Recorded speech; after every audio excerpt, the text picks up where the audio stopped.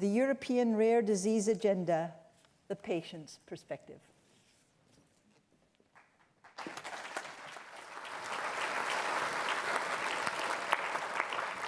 Thank you very much for this nice introduction. Thank you, Dr. Reinhardt, for welcoming this conference, and congratulations for the Friedrich Messler Institute and the BLACKSWAN Foundation for organizing this REACT Congress. It's a very important effort, it's a beautiful program, and I'm sure it contributes to advancing rare disease research. Thank you. You probably all know this quote from William Harvey, which basically tells us what you have just brilliantly demonstrated, that working on rare diseases does help to advance medical research at large in other more frequent and broader diseases. It has been said in the introduction that research on rare diseases leads to scientific and medical advances. It represents a model of dysfunction of a single biological pathways, and that's mentioned in different official text of the European Commission now, and it helps to understand the mechanism of more prevalent diseases. But the main question that we have at this moment from the patient perspective is how to take advantage of the huge genetic advances, the acceleration of knowledge and research, and to translate that into medicinal advances which benefit the patients directly. And that takes us obviously to gene therapy, cell therapy, tissue engineering, stratified medicine, personalized medicines, because rare diseases are providing a model for that and are the forefront, both of the science, of the regulatory aspects of it, but also of the overall policy, as I will try to describe now.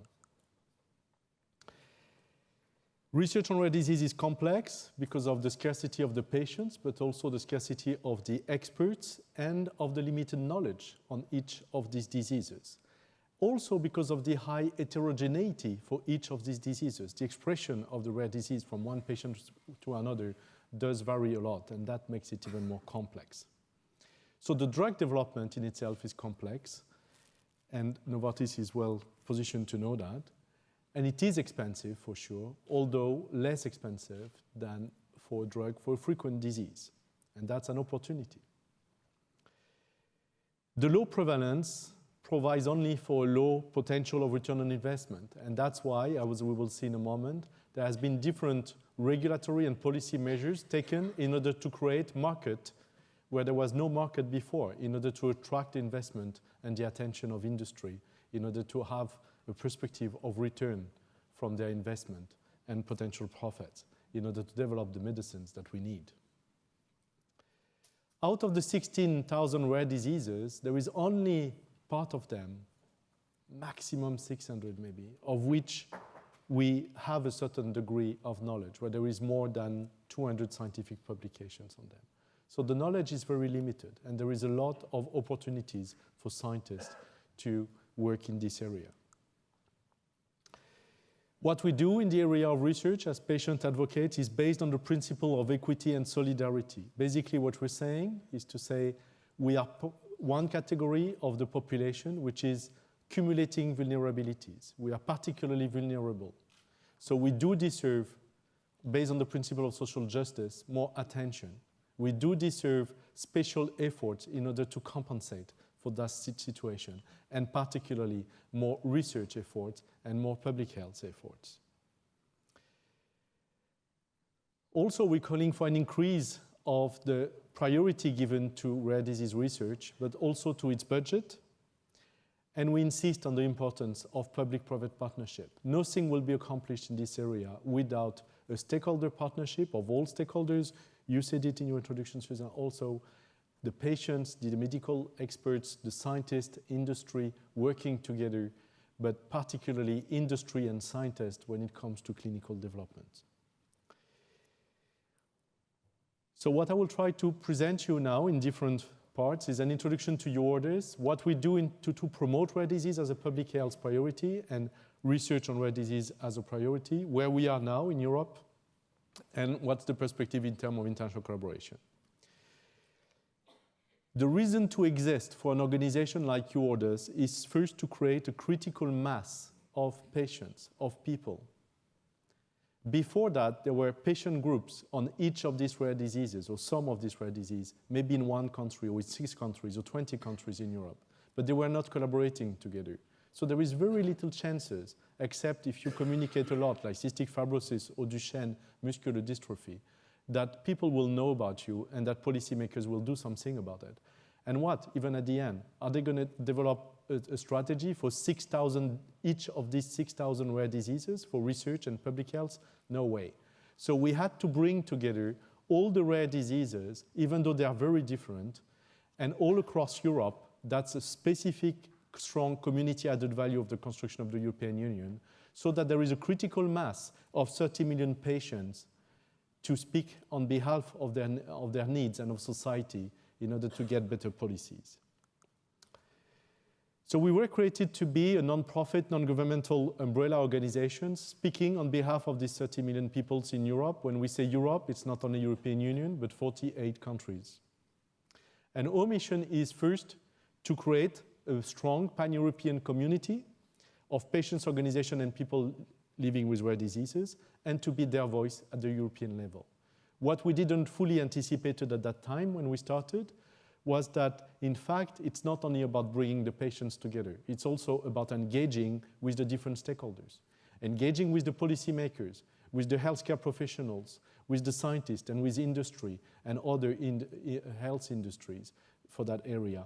And what we didn't anticipate is that working at European level means also to support the efforts at national level and international level. Created in 1997, we were initially created really to advocate for the European regulation on orphan drugs. But then, when you look at it 15 years later, we have 615 members in 58 countries, including 33 national alliances, which brings the patient groups at the national level, and also 40 European federations, which brings the patient groups on a specific disease or group of diseases at the European level. And that's very important too. Through them, we have an outreach to 1,800 patient groups in Europe, covering 4,000 different rare diseases. How we do that? We have a staff of about 30 people in Brussels, Paris, and Barcelona, and we have 55 wonderful volunteers, patient advocates who spend 1 week, 2 weeks, 3 weeks per month for free in different scientific committees and policy committees, and 200 of them will contribute in other ways, like translation or online patient communities. Our resources are about 4 million euros, and my message here is only to insist on one thing, the independence. We have 1/3 coming from our members and volunteers, 1/3 from European Commission and member states, 1/3 from private sources, including the companies, and pharma companies represent 25%. 45 companies are supporting us, and that's important. It's the dialogue, it's the engagement between a large community, but it's also the maintenance of a respectful relationship and productive relationship. How do we create that community, and why is it so important? It's through membership, obviously, but it's also through the national alliances. I mentioned it, the European federations, and by bringing them together every year through different means. Quickly, the national alliances, they are the main pillar of this overall European organization because they bring together the patient groups at the national level, which is essential in order to have an impact to promote rare disease as a public health priority in their national specific context. And for Switzerland, that's the beautiful efforts of ProRaris, which brings together the patient groups and does a wonderful work. These national alliances are working together.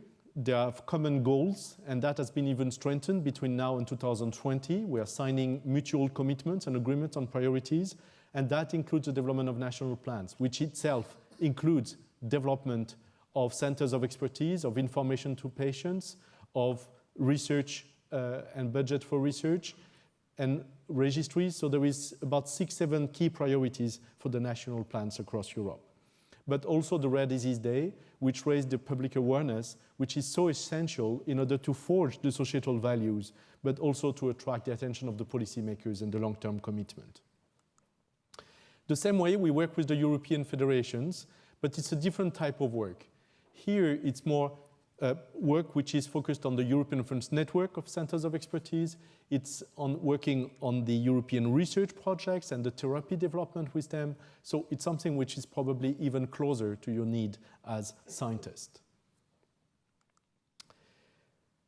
Nothing could be achieved without capacity building of patient advocates in order to empower them. And we do that through an annual membership meeting, which is a 3-day capacity building where we work together on building their capacities on research policy priorities, on centers of expertise, on registries, on biobanks, on newborn screening, on different topics like that. So that when they go back home, they share a common culture around these rare diseases and around Europe with the same kind of messages which they need to adapt, but to do their local advocacy for their specific diseases. Every other year, we organize the European Conference on Rare Disease and Orphan Products, which brings together about 700, 800 participants and covers different areas from research, health policy, and drug development. Just to highlight one thing is the pre-conference tutorials, which we organize with the Drug Information Association. They may fit some of your needs, either from industry or from academia, because there is tutorials on clinical trials in small population, on patient registries on rare diseases, but also on orphan drug designation. The next conference it will be in May, 2 months from now, 8 to 10 of May in Berlin. So what do we do to shape this, the policy? First, as I said, we started by promoting the regulatory environment. That was essential. So to promote first the EU regulation on orphan medicinal products. And then a committee was created, the Committee of Orphan Medicinal Products, with 3 patients representatives sitting together with the member states representative, and that was the first time there were patient representatives involved. And the achievement, the result of that, is that over 1,000 products have been designated as orphan, among which more than 800 are still active in research, and 82 products have been approved for marketing authorization, which benefits already over 2, maybe 3 million patients in Europe. But that was not enough. After we advocated in order to have orphan drugs being approved at the European level through the centralized procedure, so that you have designation, scientific advice, protocol assistance, marketing authorization, pharmacovigilance at the European level, and to avoid the fragmentation. Thereafter, we worked on the front line to advocate for regulation on studies on pediatric use of medicines, because in the case of rare diseases, 90% of the products that are being used in medical practices have not been studied in these specific rare conditions. So that's an issue, particularly for children. We don't know exactly what we're doing. So we wanted to raise the knowledge on that. And that's why we've supported that regulation. And again, there is a new committee for that, and there is patients participating. We're not so happy about the implementation of that regulation, but we hope it will improve. Too much focused on safety, not enough on development. But the third important regulation is the regulation on advanced therapies for gene therapy, cell therapy, tissue engineering, and we were also frontline on that. For the moment, it's a pretty slow activity committee, but I am sure that with all the potential, and particularly when I read your program and abstract, that there is so much coming up that this will be a more active committee in the coming years, and at least very essential, because we need to look at this type of therapies with a specific approach which doesn't apply to the other type of products, particularly on the trade-off between risk and benefit in terms of long-term follow-up, registries, and etc. But that's not enough to have a regulatory framework. We also need to shape the health policy, and the most important one was the EU directive on patients' right to cross-border healthcare, where we've been able to push rare disease to be a priority in that text, which then is imposed to all member states, but also to create the legal framework for the European Reference Network of Centers of Expertise, but also for more collaboration at the European level between HTA agencies, because this is what we want for rare diseases. Currently, we are doing advocacy on the revision of the EU Directive on Clinical Trials, because we would like the clinical trials on rare diseases to be reviewed at the European level, for their design, for their methodologies, but also for their ethical aspects. We want to avoid the fragmentation, which is an obstacle today. And also we are highly involved in the EU regulation on data protection, which is quite a complex debate, as you know. But that's not enough, and we need also a policy environment. So we pushed Commission communication on rare diseases, so that rare disease have become now a priority for research activity, but also for public health activity of the Commission. And 1 year later, a Council recommendation, which is more engaging for the member states themselves to develop national plans on rare diseases. And we are exactly in the middle of that process. About half of the member states have now adopted national plans or strategies, and the other half are going to complete that during the coming year. Why is that important? Because then across all member states, there is some common priorities: creation of centers of expertise, creation of registries and data collection, information to patients and professionals, activities in research, this and access to medicines. So there is some common key priorities. To pilot all this, we don't only want to advocate. As patient representative, we want to take responsibilities in the implementation. And for that, we have representatives today in the different scientific committees of the European Medicine Agency. We even have vice chairs of the COMP since the beginning, but also in some procedures like scientific advice protocol assistance. Every month, we're sending patient advocates to provide advice. And we know from experience and evaluation that in more than 50% of the cases, their impact is highly significant, and it is improving the outcome at the time of marketing authorization. We are also involved in the International Rare Disease Research Consortium, where we have, not only where we have been one of the founding organizations, but also in the executive committee, but have the privilege to be the chairman of the Therapeutic Scientific Committee, and we have patient representatives, including Nick Siro, who is speaking in this conference, in the different working groups of this consortium. We also work with the 28 member states in a commission expert group on rare disease in order to implement this policy framework and to guide it. And to give you examples of the guidance that we try to provide, in the last 3 years, we have adopted criteria on centers of expertise. So what is a center of expertise on rare disease? What are the core functions? How to identify and support it? But the same for the European Funds Network, which implementation are going to start now for the next 5 to 10 years. Also on working with the member states to identify how to do common assessment of the value of an orphan drug, so after the marketing authorization, in order to enhance collaboration on the discussion on pricing and reimbursement to improve access to patients. But also we had a recommendation on patient registries and data collection, which now translate into a European platform for data collection in rare diseases within the European Commission, and core indicators to monitor all these activities across Europe. So you may wonder how patients' organizations, each of them, and Eurordis at large, but particularly the individual patient organization, contribute to research. We conducted a survey a few years ago, and about 200 patients' organizations answered to it. They play an important role in stimulating research on their rare diseases, both non-financially and financially.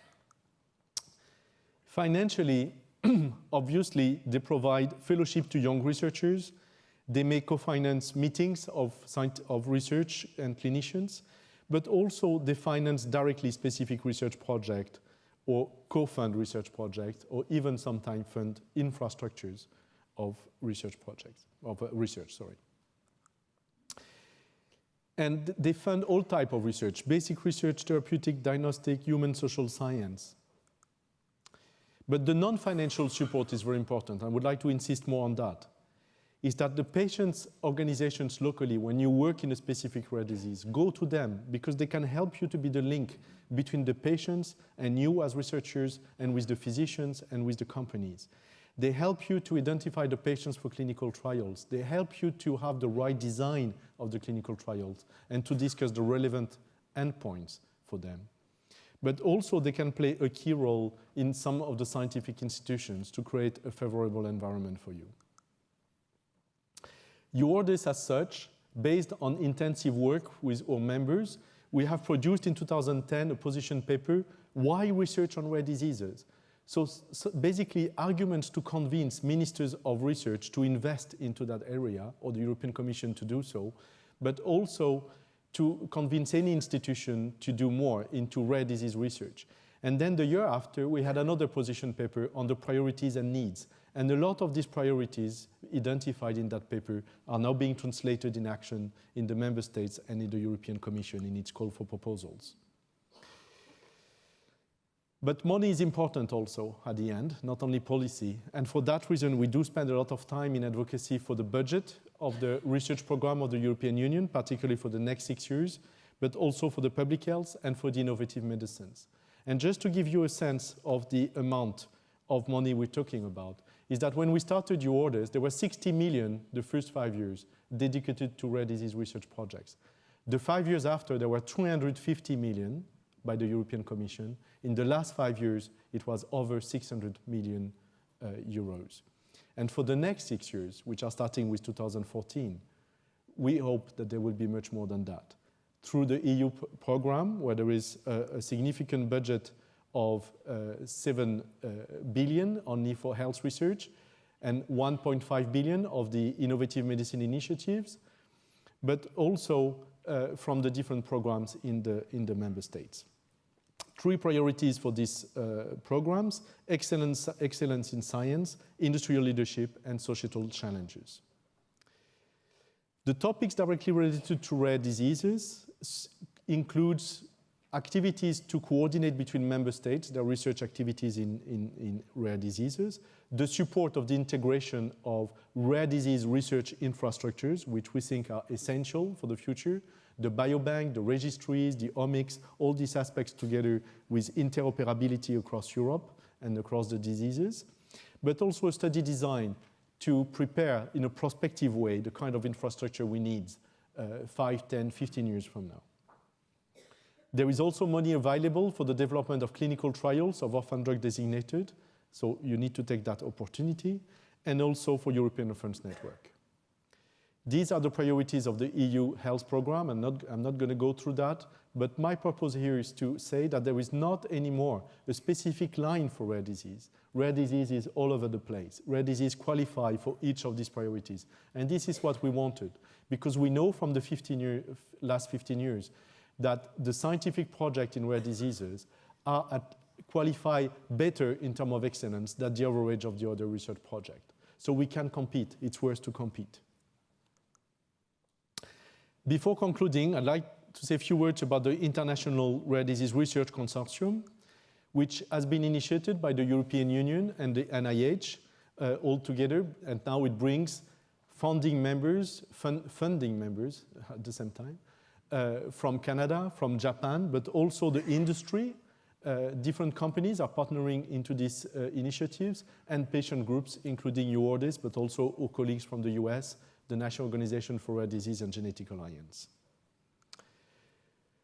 The role of this consortium is that by 2020, we want to have 200 new therapies approved for rare diseases, which means basically to double compared to the period before, and to have means to diagnose most rare disease by 2020. To conclude, I'd like to share with you last key messages is to say that rare diseases are now a major research priority. That's achieved. After 15 years of advocacy and collective work with the different stakeholders, rare disease is mentioned all over the place. In the European Commission programs, in the member states, main member states programs, but also with this international consortium. And there is funding available, and evidence shows that they are there, and it's possible to have it with a good project. So the real challenge now, and particularly for you as scientists, is the excellence in the project. The excellence in the science that you propose in this project, the excellence of the partnership in selecting the right partners in your project, but also the excellence in how you partner with private companies in this project, how you partner with patient groups in this project, and both elements, industry involvement, patient involvement, are criteria for selection. In the program Horizon 2020 and in the Innovative Medicine Initiative 2 at the European level, and also through national plans, there is rapidly growing research funding opportunities. So take advantage of it. And there is a lot of unmet medical needs, a lot of new knowledge which needs to be generated. And at the international level, the ERDIRC is there to coordinate the efforts of the funders. And at the European level, there is this project called ERARE that coordinates the effort between 14 member states on their research efforts. And last but not least, patient organizations are advocating for research and its funding, but they are also your partners in research. The specific patient groups on specific disease at national or European level are your partners for research, and the largest umbrella are your partners for the type of infrastructures and broader research projects. I wish you an excellent conference. Thank you.